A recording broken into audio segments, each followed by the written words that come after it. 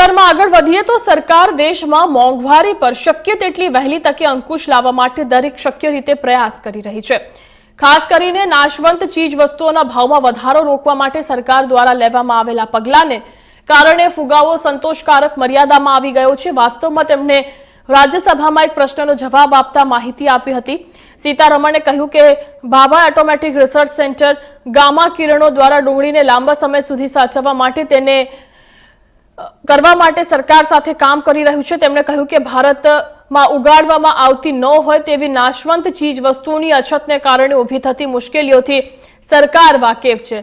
સમિતિ સમયાંતરે બેઠકો કરે છે અને સમીક્ષા કરી રહી છે। જમીન પરના પ્રયાસોને દર્શાવ્યું છે કે ફુગાવો હવે સહનશીલ મર્યાદામાં છે। ભારતનો છૂટક ફુગાવો એપ્રિલ-ડિસેમ્બર 2022ના સરેરાશ 6.8% ઘટીને 2023ના સમાન સમયગાળામાં 5.5% થયો હતો।